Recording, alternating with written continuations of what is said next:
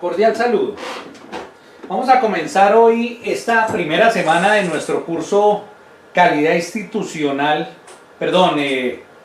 Gestión y Control de la Calidad, tocando este primer tema que les comentaba yo en la presentación de la materia, que aunque no tiene que ver específicamente con gestión y control de la calidad en un proyecto, sí tiene que ver con unos temas bien interesantes en cuanto a la gestión de la calidad, porque nos va a marcar como el rumbo de nuestro devenir como gerentes de proyectos en lo que tiene que ver con la gestión de la calidad.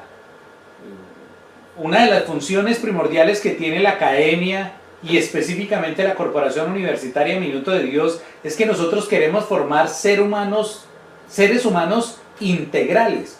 Y para formar seres humanos integrales, además de la perspectiva de la gestión y control de la calidad en un proyecto, tenemos que tener la perspectiva de la calidad institucional y de la calidad empresarial bajo los términos en los cuales voy a efectuar o a realizar mi disertación.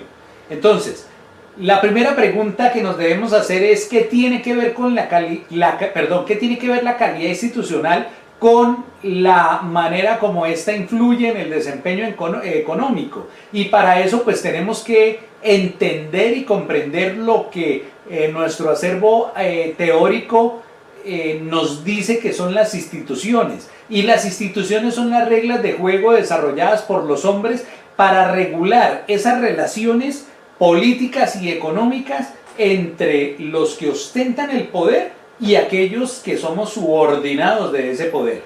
Importantísimo es que para el Banco Mundial la calidad institucional son tanto las reglas y las normas de conducta a través de las cuales los agentes, llámense poderes y subordinados, interactúan, como también las organizaciones que garantizan esa aplicación de esas normas y de esas reglas, ¿sí? Entonces, para el Banco Mundial las instituciones informales, lo vamos a ver más adelante, son tanto las normas y las reglas, como las formales son las instituciones que se encargan de que esas reglas se cumplan. Entonces, siguiendo ahondando un poquitico más en el término instituciones, nos damos cuenta que Sebastián nos refiere que hay dos tipos de instituciones: las instituciones formales y las instituciones informales. Ya lo decíamos en la diapositiva pasada. Las instituciones formales son las normas de diverso rango y que están creadas para que sean cumplidas tanto por los que ostentan el poder como por aquellos para aquellos subordinados a ese poder. Entonces, esas normas y esas reglas son las instituciones formales. Las instituciones informales es el grado de cumplimiento de esas normas y de esas reglas. Les voy a poner un ejemplo. Colombia es un país profusamente normativo. Es decir, hay reglas y hay leyes, y nuestros congresistas y nuestros padres de la patria, algunas veces mal llamados padres de la patria, permanentemente están año tras año creando leyes y leyes y más leyes. La Constitución colombiana hasta hace unos años era la tercera constitución más larga de todo el mundo. El problema es cuántos de nosotros cumplimos esas normas y esas reglas. En Colombia, decía un profesor que tuve de la ONU, decía que cuando venía a Colombia él se sentía tonto cumpliendo las normas de tránsito. Es decir, hay un Código Nacional de Tránsito y hay un poco de normas y reglas allí, pero nadie las cumple. Por ejemplo, en Colombia está prohibido hacer dos filas para girar a la izquierda. Primero, está prohibido girar a la izquierda, el Código Nacional de Tránsito lo dice, a no ser que en cualquier ciudad del país esté expresamente permitido. Quiere decir que si yo no veo la señal que me dice que puedo girar a la izquierda, no puedo girar. O sea, está terminantemente prohibido a no ser que esté expresamente permitido. Pero adicional, la doble calzada, la doble vía, la doble fila no se puede hacer.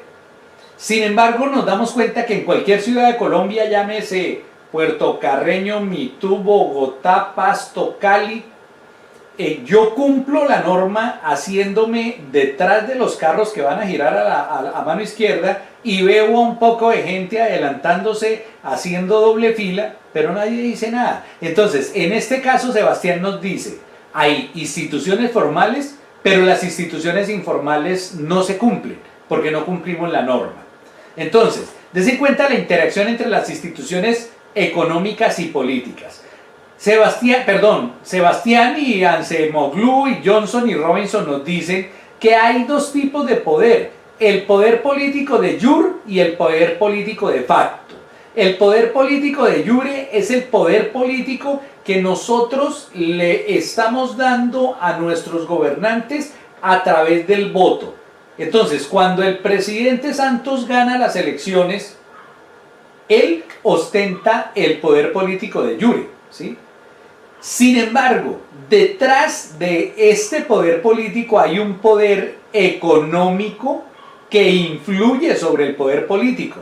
Entonces, les voy a poner un ejemplo. En Colombia se está hablando de hacer gravoso el tributo de las bebidas azucaradas, a ver si la gente deja de morirse por ataques cardíacos y disminuye la obesidad. Pero resulta que uno de los grupos económicos más poderosos vive de las bebidas azucaradas. Entonces, este poder económico que se da a través de la distribución de los recursos influye sobre el poder político de jure y se convierte en un poder político de facto. Ojo, aquí no estoy diciendo porque en algunas áreas del saber se dice que el poder político de facto es aquel que se usurpa por medio de las armas. No. Aquí lo que se está diciendo, como estamos hablando de la interacción entre las instituciones económicas y políticas, es que tener poder a través de los recursos me da un poder político de facto.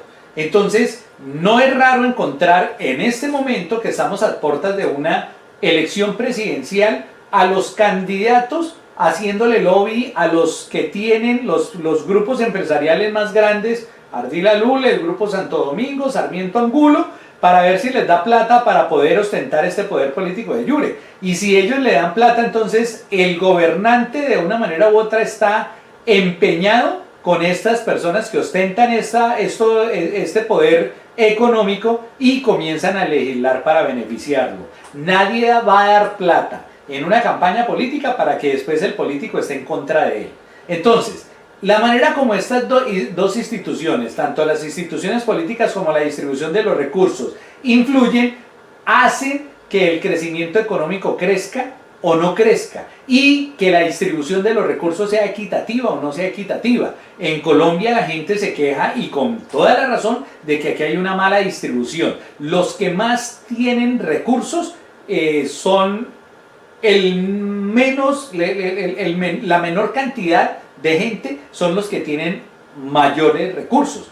En Colombia el 90% de los recursos se distribuyen en 5 o 6 familias poderosísimas. El resto del 5% de los recursos se distribuyen entre los otros 44 millones y pico. Entonces eso hace que el crecimiento económico se estanque o avance y que la distribución de los recursos sea equitativa o no. Entonces los elementos políticos incluyen todos aquellos fundamentos que permiten evaluar una situación actual y futuro de la economía. Es decir, si nosotros tenemos un sistema como el que en este momento está implantándose en Venezuela, nuestra situación económica actual y futura sería desastrosa.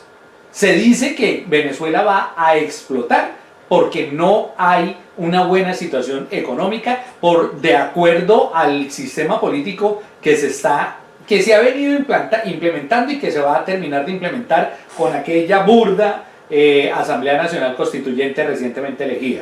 Se estudian elementos como la política en general, estamos hablando de calidad institucional, el régimen constitucional de libertades, la pluralidad y el funcionamiento de partidos, el grado de concentración o dispersión del poder político y del poder económico, y se pronostica cómo cada uno de estos factores puede influir de forma positiva o negativa en la economía nacional. Entonces, otra definición de la calidad institucional. La calidad institucional, el término es de uso creciente, pero ojo, no existe, cuando usted se ponía a investigar todo ese acervo académico, no existe una definición consensuada, ¿sí? En el anglicismo, es decir, en el idioma inglés, se creó este término governance. Sin embargo, no tiene un equivalente, una traducción equivalente muy clara en castellano. Algunos le han dicho buen gobierno, no exactamente significa eso.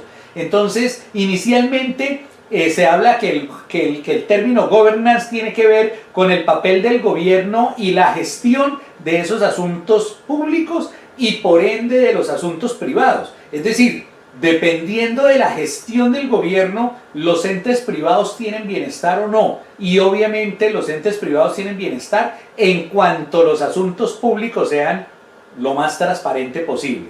Hoy en día, el término governance o de buen gobierno o calidad institucional incluye relaciones entre las instituciones públicas, de la administración pública, y las instituciones de carácter privado, es decir, la sociedad civil. Entonces, definitivamente, aunque la traducción literal no está muy clara, sí está bien claro que el buen gobierno o la governance, por utilizar el anglicismo, tienen que ver con tres dimensiones muy bien definidas. Primero, la democracia. Segundo, el Estado de Derecho. Y tercero, la efectividad, como ese Estado implementa la democracia y el Estado de Derecho. Entonces vamos a entrar a analizar cada una de estas tres dimensiones. Primero, la democracia. Entonces, se requiere un régimen democrático. Ustedes saben que democracia es el gobierno del pueblo y el pueblo escoge sus gobernantes para que sean representados. Entonces se supone que el sistema democrático o el régimen democrático controla el poder político. Lo que no está sucediendo en Venezuela, que se queja la comunidad internacional de que se está implementando un régimen dictatorial o totalitario.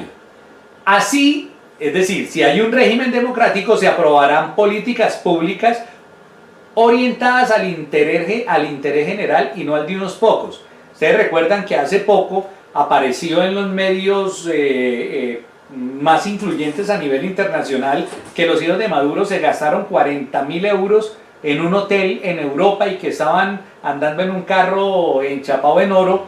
Entonces eso nos puede dar ciertos visos de que las políticas públicas de Venezuela no están al servicio de todos, sino al servicio de unos pocos. Y si está al servicio de unos pocos, obviamente está en contra del bienestar en conjunto de la sociedad.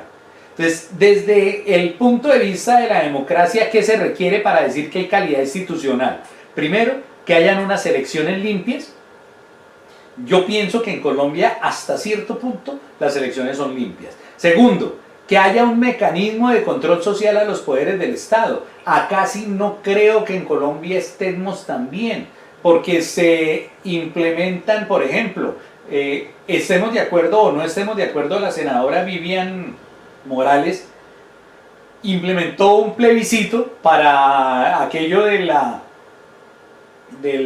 identidad de género. Sin embargo, el poder político, es decir, la Cámara de Representantes y el Senado de la República sencillamente echó eso a la basura. Y eso significa que no hay un control social efectivo sobre los poderes del Estado, porque se supone que la Carta Magna, la Constitución, dice que cuando se recogen las firmas y se puede demostrar la voluntad del pueblo, el Congreso de la República tiene la obligación de seguir adelante con la iniciativa, y eso no sucedió. Vamos a ver qué sucede con el famoso plebiscito de el control de la corrupción, donde creo que es la senadora candidata presidencial Clara, no recuerdo ahorita el apellido, o Claudia López, me parece Claudia López, sacó la iniciativa de un plebiscito para controlar la corrupción. Tranquilamente el Senado y la Cámara pueden hundir la iniciativa, y entonces ahí no va a haber un control político.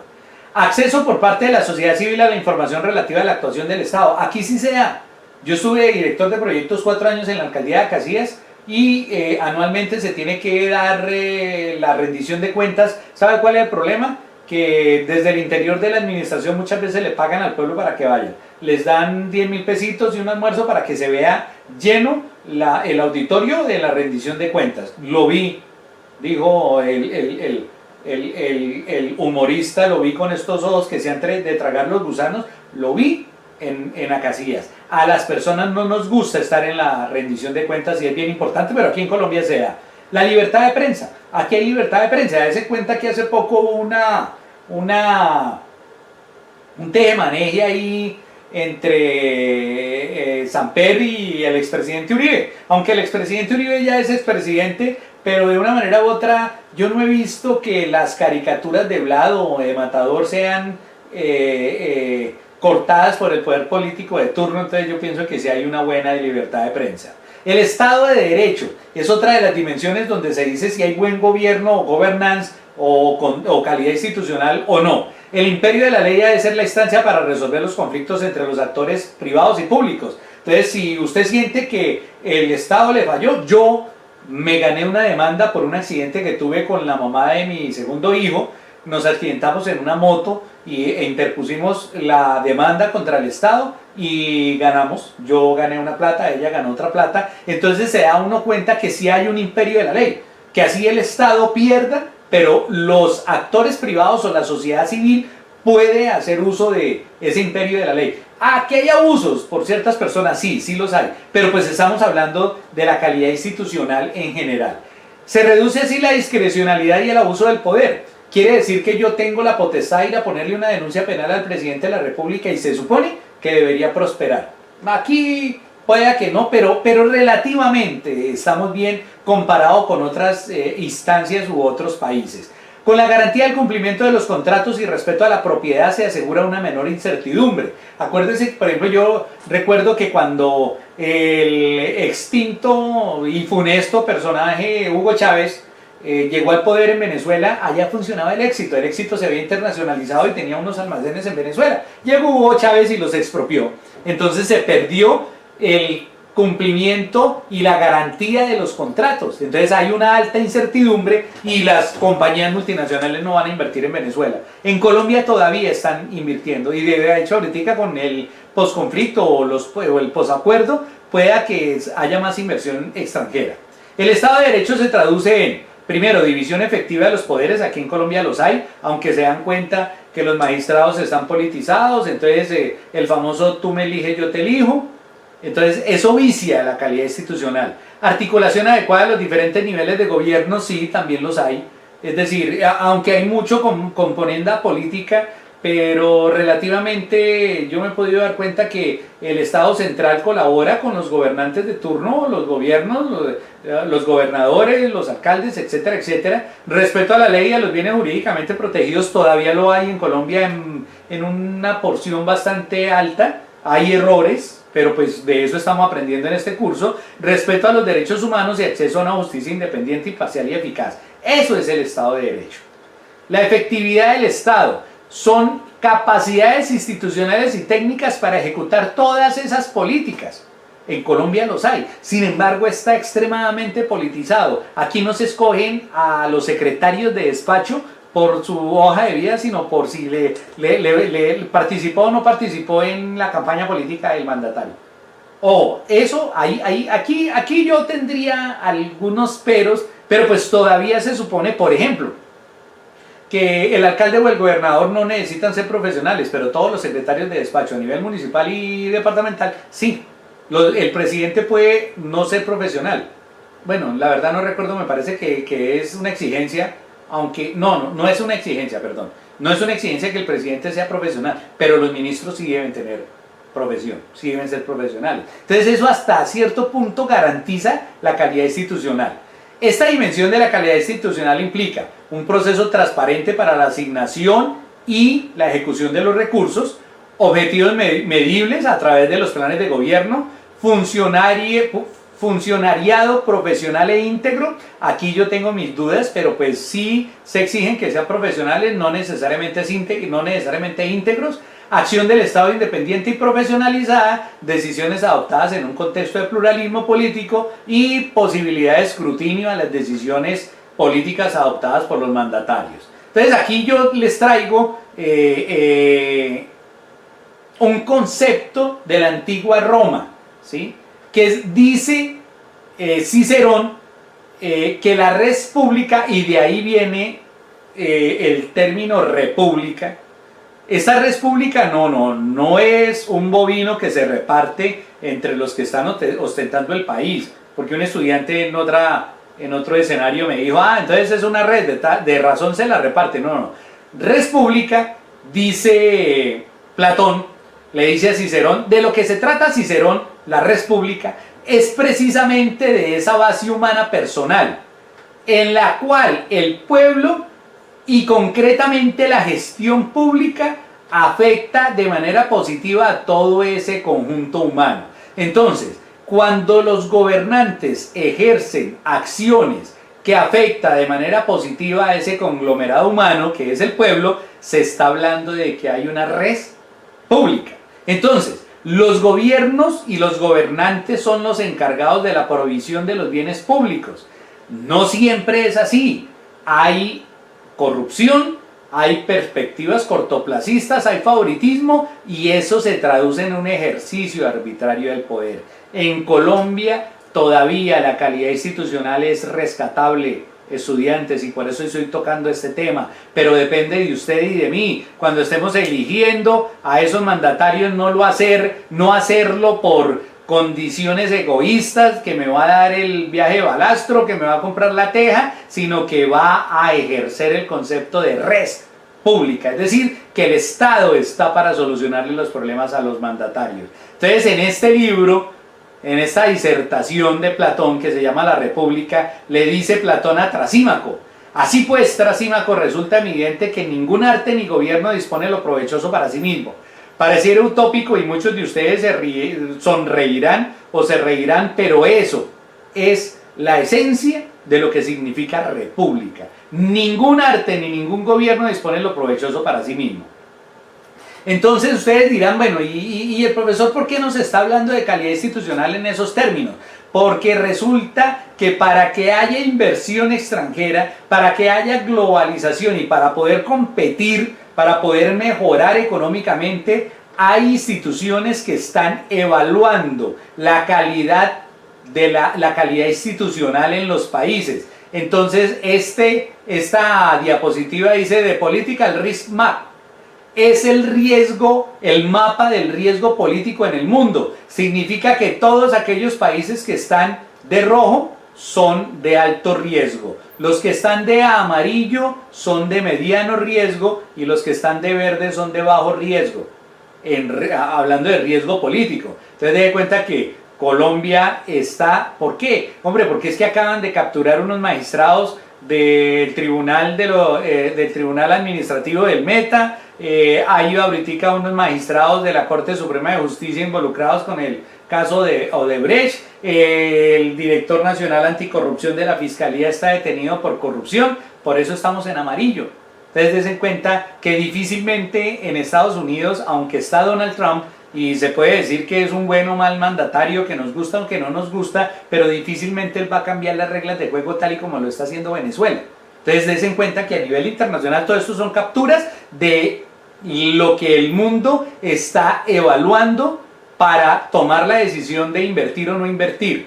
Entonces aquí dice que el índice nacional de democracia que hace el The Economist y estos son dos entidades de Economist e Intelligence Unit que hacen la medición del índice de democracia. ¿Y qué miden ellos? El índice de la fragilidad de los estados.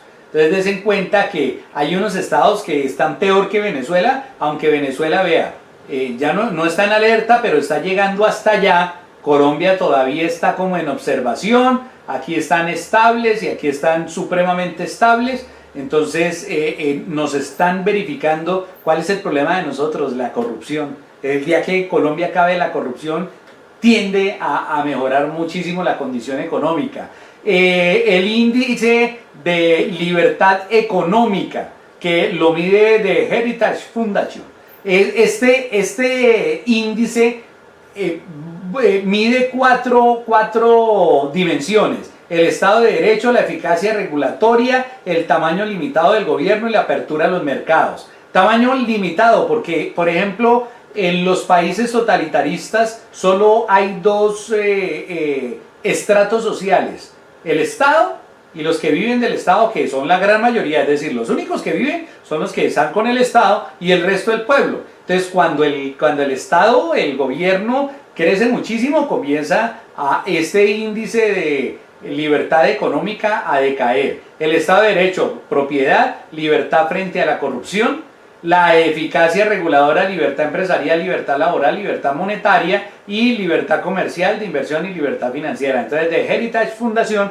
lo que hace es medir estas 4 dimensiones. Aquí está el ranking de la libertad económica en el mundo. Está el score, es el marcador, el marcador de la libertad financiera. Entonces, dense cuenta que Venezuela está en rojo, Argentina está en rojo. Recuerden que ellos vienen de un gobierno de izquierda. ¿Cuál es el problema? O sea, no es que yo esté, perdón, aquí está Bolivia y Argentina, pero no es que yo no esté de acuerdo con el gobierno izquierdista. Créanme que yo, a pesar de haber sido militar, soy socialista en esencia, pero ojo, no con el socialismo paternalista que el comunismo quiere ver. El socialismo es distribución de los recursos, pero papito, a trabajar. Yo no estoy de acuerdo con los subsidios y no puedo estar de acuerdo con los subsidios. Entonces, cuando el Estado se vuelve extremadamente paternalista y controlador, comienza a verse en este color, a tener el score en rojo. Estamos perdiendo el año, no Colombia, pero sí esos países que están en rojo. La posibilidad de hacer negocios, el índice se llama Doing Business, el índice de Doing Business lo mide el Banco Mundial, la complejidad y coste de los procesos regulatorios. Por ejemplo, en Colombia es muy complicado abrir una nueva empresa, manejo de permisos de construcción, obtención de electricidad, registro de propiedades. Ojo, ustedes dirán, bueno, pero obtención de electricidad, resulta que es que la oportunidad de hacer negocio, esta obtención de la electricidad, no es tanto como electricidad propiamente dicha, sino servicios públicos. Hasta donde me garantizan que si yo voy a poner una fábrica a nivel global, porque es que lo estamos dimensionando, o sea, no con la tiendita del vecino de la esquina, sino a nivel global, sí puedo acceder a esos servicios.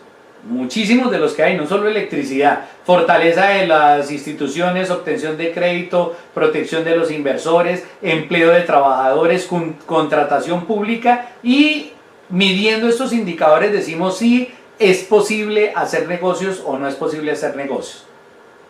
Esta es una interfaz de la página del Banco Mundial donde está verificando la posibilidad de hacer negocios en el año 2017 y se presenta de la siguiente manera. Entonces, insisto, des en cuenta que la calidad institucional de ustedes, como muchos de ustedes son funcionarios públicos, está incidiendo en que en este momento estamos en una contracción económica bastante fuerte, caída de los precios del barril. La Orinoquia colombiana, el 52% de su Producto Interno Bruto dependía de la extracción mineroenergética. Se caen los precios del barril, la economía se contrae. ¿Qué necesitamos? Que vengan de pronto empresas de carácter multinacional, no a llevarse el capital, sino a invertir aquí en Colombia para que haya más fuentes de trabajo, más dinero circulante. Esta también es una interfaz de cómo se mide la capacidad de hacer negocios. El índice de la percepción en corrupción, vean Colombia, estamos en rojo. Eso es lo que nos tiene ingratamente marcados en el mundo, extremadamente corruptos en Colombia. Y vean, y los países y los grupos empresariales no son tontos. Hay ahorita, que es el segundo punto, la próxima semana vamos a ver la calidad empresarial, y resulta que es que en el mundo la calidad empresarial ya está marcando este derrotero. O sea, para poder tener una visibilidad a nivel global, las empresas deben cuidarse más que los políticos de caer en cosas que le puedan bajar la percepción, la buena imagen que tienen ante los clientes. Si una empresa, y se ha visto, no recuerdo si en las diapositivas están, pero estoy absolutamente seguro que les podría mostrar casos donde una mala imagen hace que las ventas se caigan de manera estruendosa. O sea, usted puede estar de primero, de segundo, de tercero como mayor generador de riqueza a nivel global, a nivel mundial, y una mala imagen lo baja al puesto 10 o 12. O sea, es mucho la pérdida que se presenta por la mala imagen. Entonces las empresas multinacionales están viendo este índice de percepción de la corrupción, y en Colombia estamos extremadamente mal. El Banco Mundial es el que mide el índice de la percepción de la corrupción, y esta es una interfaz de que ellos están permanentemente monitoreando. El índice del cumplimiento de los derechos humanos. Entonces, ¿hasta dónde vea? Esa es otra de las cosas. Lo que yo les digo, una empresa a nivel global, un Walmart, una de las empresas grandes, no sé, Johnson & Johnson, cualquiera de ellas que tiene presencia a nivel global, difícilmente va a entrar a un mercado donde los derechos humanos son violentados permanentemente. ¿Por qué? Porque inmediatamente va a caer su imagen corporativa y van a perder una cantidad ingente de ingresos. Entonces hay que tener en cuenta también algunos problemas. En Colombia se están acabando con el posconflicto, pero todavía los hay. Y esta es una interfaz de la manera como lo miden. Por ejemplo, la inequidad, muchos índices, el nivel de educación, de alfabetización, etcétera, etcétera. El Foro Económico Mundial que se realiza anualmente en Davos, Suiza, él saca un reporte de competitividad a nivel mundial. ¿Cuáles son los países más competitivos? Colombia no está en un buen ranking. El indicador de la calidad institucional a nivel mundial. Entonces califican de menos 2.5 a 2.5 la efectividad de sus instituciones para resolver problemas a nivel global. Por ejemplo, uno de ellos, el calentamiento global. Colombia no está bien tampoco en esto.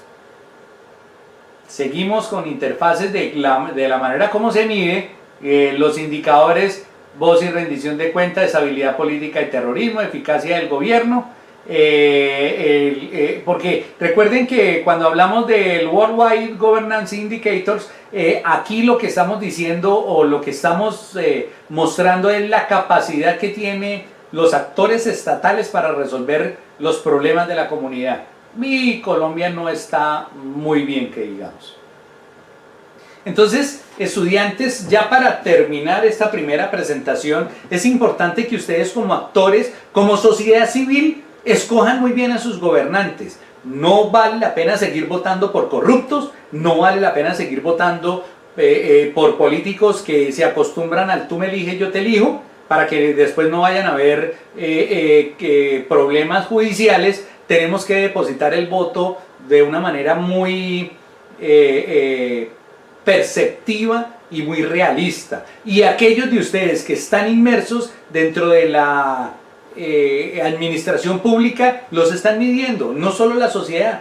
Vea, dice por ahí un proverbio árabe, si no estoy mal, que uno no puede engañar a todo el mundo toda la vida. Entonces tenemos que mejorar en nuestra calidad institucional para poder que económicamente el país repunte. Muchas gracias y nos vemos la siguiente semana con la calidad empresarial.